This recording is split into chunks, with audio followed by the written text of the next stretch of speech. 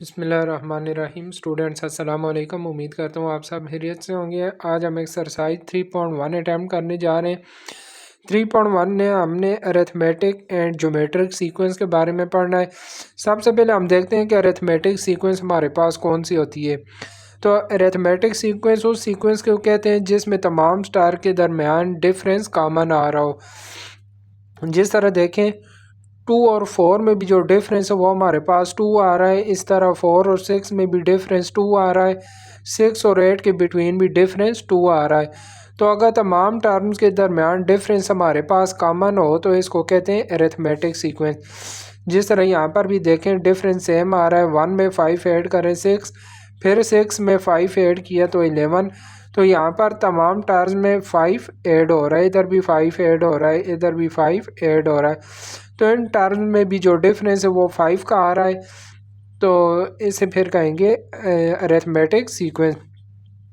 इस तरह अगर कोई सेम टर्म माइनस भी हो सकती है। जिस तरह देखें 9, फिर मैं 9 में से 2 माइनस करता हूँ 7, 7 में से 2 माइनस करेंगे तो 5, 5 में से 2 माइनस करें 3, 3 में से 2 माइनस करें 1, 1 में से 2 माइनस करें -1 एंड कंटिन्यू।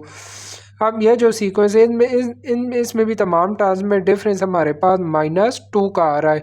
तो इस सीक्वेंस को भी हम कहेंगे अरिथमेटिक सीक्वेंस। अरिथमेटिक सीक्वेंस के लिए जो हमारे पास जर्नल फार्मूला होता है वो ये वाला है an = a1 + n-1 डी हमारे पास कॉमन डिफरेंस आ जाता है। जिस तरह देखें इस सीक्वेंस में कॉमन डिफरेंस 5 आ रहा था तो डी की वैल्यू हम 5 ले लेंगे। यह जो फर्स्ट सीक्वेंस दी गई थी इसमें डिफरेंस 2 का आ रहा था तो डी की वैल्यू हमने 2 ले लेनी है। यह जो a1 है a1 फर्स्ट टर्म होती है। जिस तरह इस सीक्वेंस की फर्स्ट टर्म 2 आ रही है तो a1 की वैल्यू हम 2 ले लेंगे। इस तरह इस सीक्वेंस की फर्स्ट टर्म 1 है तो a1 की वैल्यू हमने 1 ले लेनी है।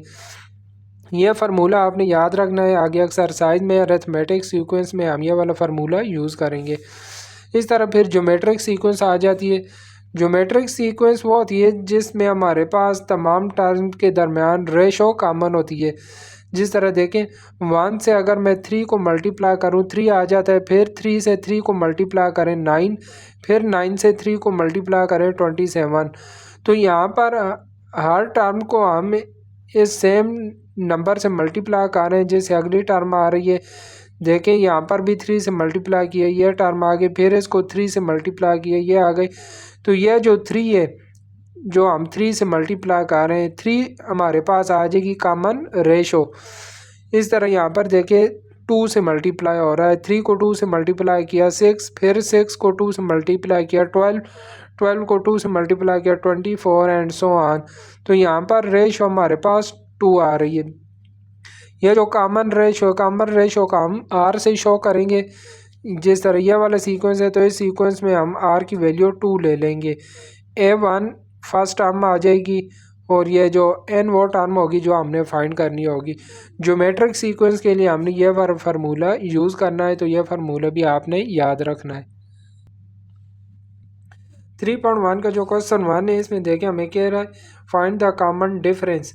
यह जो हमारे पास अरिथमेटिक सीक्वेंस दिया गया है इसका हमने पहले कॉमन डिफरेंस डी फाइंड करना है। फिर कहता है 6 टर्म a6 फाइंड करनी है और 10th टर्म a10 फाइंड करनी है। And the nth term of each of the given arithmetic sequence. nth term के लिए हमारे पास वही फार्मूला ही आ जाएगा, an हमने फाइंड करना है। तो an के लिए मैंने अभी आपको फार्मूला बताया। अरिथमेटिक सीक्वेंस में हम ये वाला फार्मूला यूज़ करेंगे an = a1 + n-1 d। लेकिन पहले इसका मैं कॉमन डिफरेंस फाइंड कर लेता हूँ। तो कॉमन डिफरेंस फाइंड करने के लिए देखें सेकंड टर्म में से फर्स्ट टर्म को माइनस करें तो हमारे पास कॉमन डिफरेंस आ जाता है। तो सेकंड टर्म में से फर्स्ट टर्म को मैं माइनस कर देता हूँ तो कॉमन डिफरेंस हमारे पास 5 आ गया। 6 में से 1 को माइनस किया 5। अब मैं फार्मूला यूज़ कर लेता हूँ। an इक्वल होता है a1 + n-1 d। n वो वाली टर्म होगी जो हमने फाइंड करनी है। फर्स्ट में a1 और d की वैल्यू पुट कर लेता हूँ तो an इक्वल आ जाएगा फर्स्ट टर्म हमारे पास 1 आ रही है तो A1 की वैल्यू 1 पुट कर दी प्लस n-1 और D की वैल्यू हमारे पास देखें D की वैल्यू 5 आ गई है तो D की जगह मैंने 5 पुट कर दिया। अब ये हमारे पास जर्नल टर्म आ गई है nth टर्म, ये हमने इसकी nth टर्म फाइंड कर ली है। ये जो कह रहा था कि an फाइंड करें, an हमारे पास फाइंड हो गया है। अब इसके बाद मैं A6 फाइंड करता हूँ। A6 फाइंड करने के लिए n की वैल्यू मैंने 6 पुट कर देनी है तो मैं n की वैल्यू 6 पुट कर देता हूँ। तो देखें A6 इक्वल हो जाएगा 1 प्लस यहाँ भी n की वैल्यू 6 पुट करेंगे तो 6 माइनस 1 और बाहर 5 आ गया।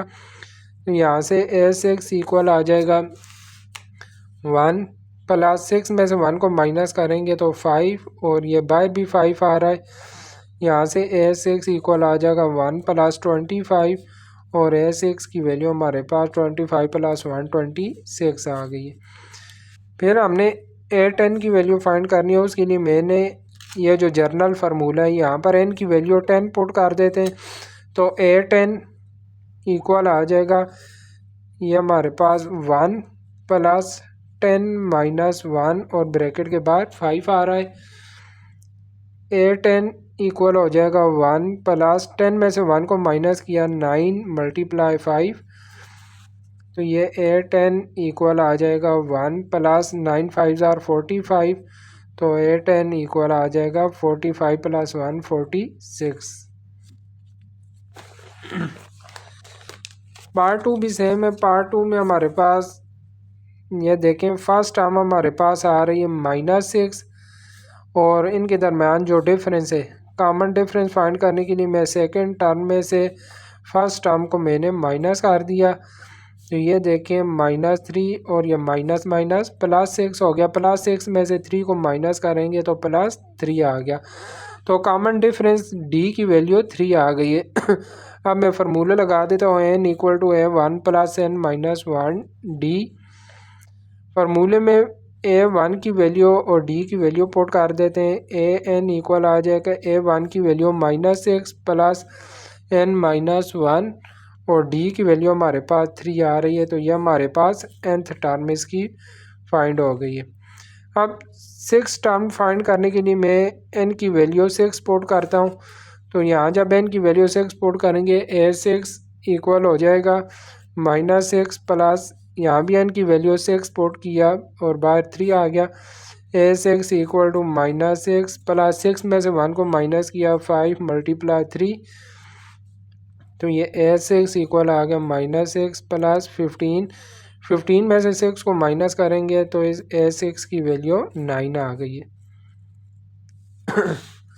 फिर मैं 10th टर्म फाइंड करने के लिए n की वैल्यू 10 पुट करता हूँ। n की वैल्यू जब 10 पुट करेंगे तो A10 इक्वल हो जाएगा -6 प्लस n की वैल्यू 10 पुट करते हैं तो 10 माइनस 1 मल्टीप्लाई 3 तो ये A10 इक्वल आ जाएगा -6 प्लस 10 में से 1 को माइनस किया 9 मल्टीप्लाई 3 तो ये A10 इक्वल आ जाएगा -6 प्लस 27 में से 6 को माइनस किया तो A10 की वैल्यू 21 आ गई।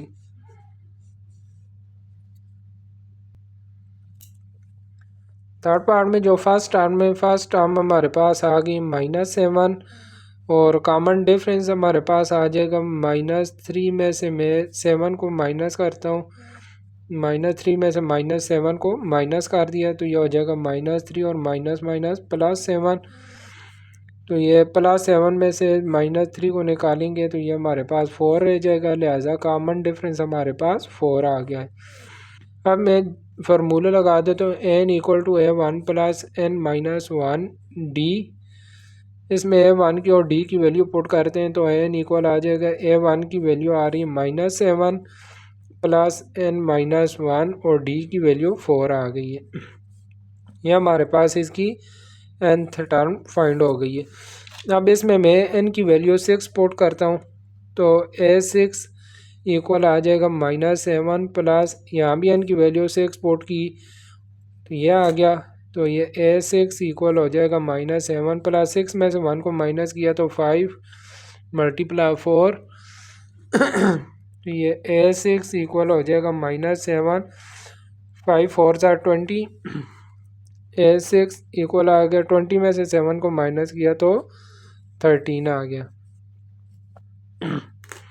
अब मैं n की वैल्यू 10 पुट करता हूँ, तो यहाँ जब 10 पुट करेंगे तो A10 इक्वल आ जाएगा -7 प्लस 10 -1 मल्टीप्लाई 4, तो A10 इक्वल आ गया -7 प्लस 10 में से 1 को माइनस किया तो 9 मल्टीप्लाई 4, तो ये A10 इक्वल आ गया -7 प्लस 9 4 36। तो जब 36 में से 7 को माइनस करेंगे तो A10 की वैल्यू आ जाएगी 29।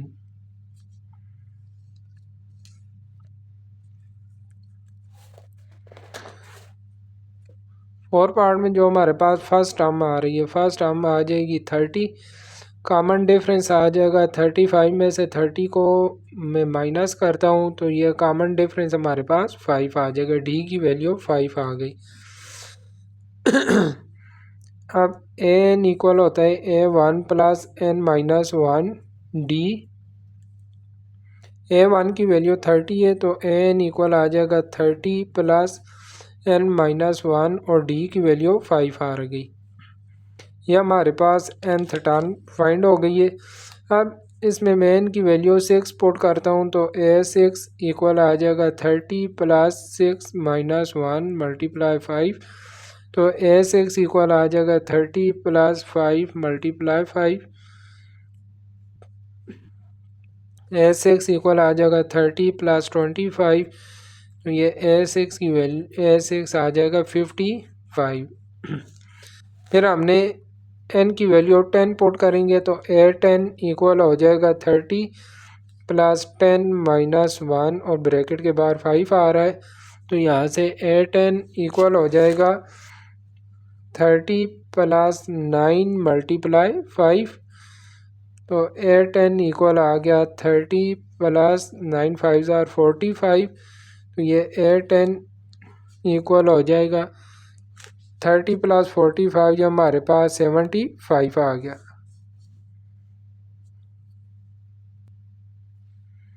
क्वेश्चन नंबर 2 में हमने 30 टर्म फाइंड करनी, जबकि हमारे पास इसकी फर्स्ट टर्म और 12th टर्म दी गई है। तो मैं इसका फार्मूला यूज़ कर लेता हूँ। एन इक्वल होता है A1 प्लस n-1 डी। यहाँ पर फर्स्ट टर्म हमारे पास 47 दी गई है तो एन इक्वल आ जाएगा 47 प्लस n-1 डी। अब मैंने n की वैल्यू 12 लगानी है, तो जब n की वैल्यू 12 पुट करेंगे तो यहाँ पर देखें 12 आ जाएगा, तो A12 इक्वल हो जाएगा 47 प्लस यहाँ भी n की वैल्यू 12 पुट की, 12 -1 और d आ गया। अब A12 की जगह A12 की जो वैल्यू दी गई है वो मैं पुट कर देता हूँ, तो A12 की वैल्यू -8 है तो इसके नीचे मैं -8 लगा देता हूँ इक्वल टू 47 प्लस यहाँ देखें 12 में से 1 को माइनस किया 11 मल्टीप्लाई डी -8, ये देखें प्लस 47 है, इसको मैं अगर लेफ़्ट साइड पे लेके आऊँ तो -47 इक्वल आ जाएगा 11 डी के। ये -8 और -47 -55 इक्वल आ गया 11 डी। अब हमने डी की वैल्यू फाइंड करनी है, उसके लिए मैं बोथ साइड पे 11 से डिवाइड कर देता हूँ, तो ये 11 और 11 कैंसिल होगा। 55 पे 11 को डिवाइड करेंगे तो डी की वैल्यू हमारे पास -5 आ जाएगी। अब फिर जो जर्नल फार्मूला है ये वाला, ये फार्मूला मैं यूज़ करता हूँ। एन इक्वल आ जाएगा 47 प्लस n-1 और साथ डी आ गया। एन इक्वल आ जाएगा 47 प्लस n-1। अब डी की वैल्यू भी हमारे पास फाइंड हो गई है, तो डी की जगह डी की मैंने वैल्यू पुट कर दी -5। हमने 30 टर्म फाइंड करनी है तो n की वैल्यू मैं 30 पुट कर देता हूँ, तो यहाँ 30 पुट करेंगे तो A30 इक्वल आ जाएगा 47 प्लस यहाँ पर भी n की वैल्यू 30 पुट करेंगे 30 -1 और -5, ये हमारे पास है 30 इक्वल आ जाएगा 47 प्लस 30 में से 1 को माइनस किया 29 और मल्टीप्लाई -5 तो ये A30 हमारे पास इक्वल आ जाएगी 47 और ये देखें प्लस माइनस माइनस हो गया 29 को 5 से मल्टीप्लाई करेंगे तो ये हो जाएगा 145। अब ये माइनस का और ये प्लस का है 145 में से हम 47 को जब माइनस करेंगे तो A30 हमारे पास आ जाएगी जी माइनस 45 में से इसको माइनस करेंगे तो ये हमारे पास 98 आ जाएगा।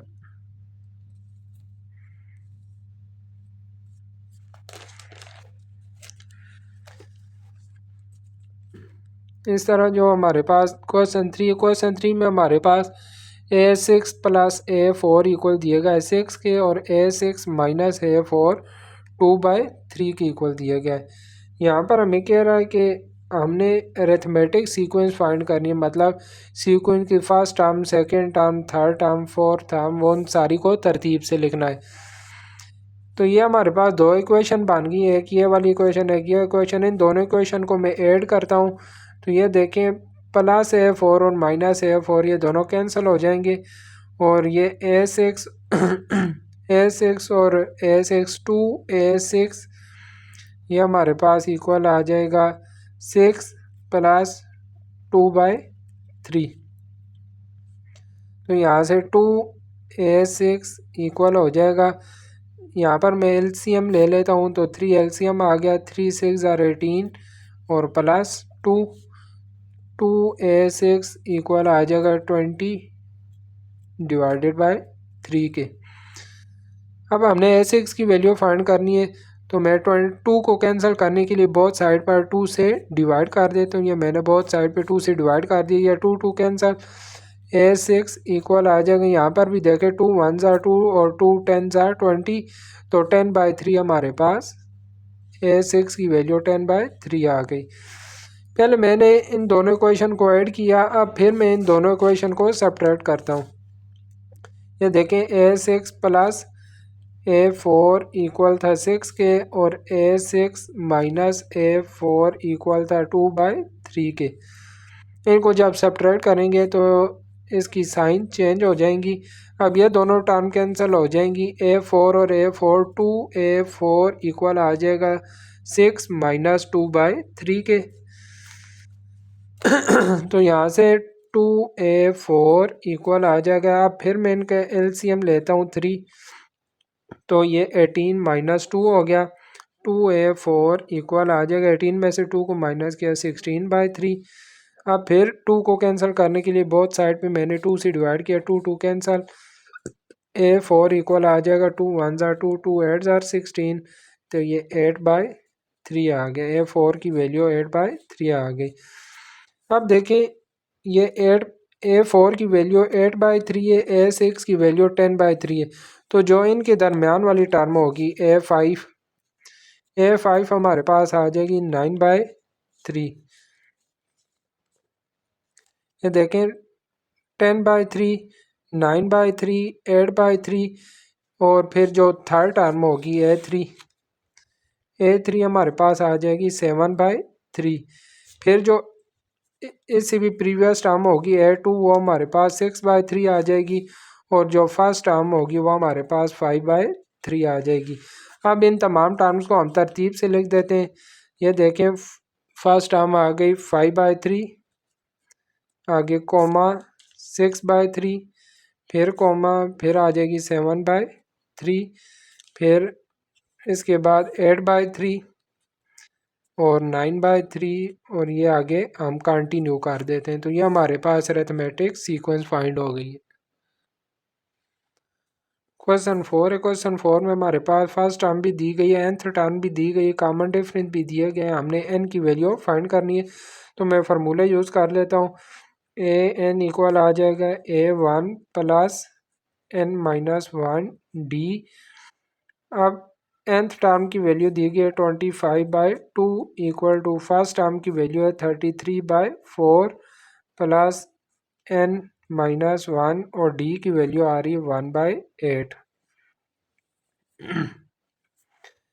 यह टर्म प्लस की इसको मैं लेफ्ट साइड पे लेके आऊँगा, माइनस हो जाएगी 25/2 माइनस 33/4 इक्वल आ जाएगा n-1 और मल्टीप्लाई 1/8।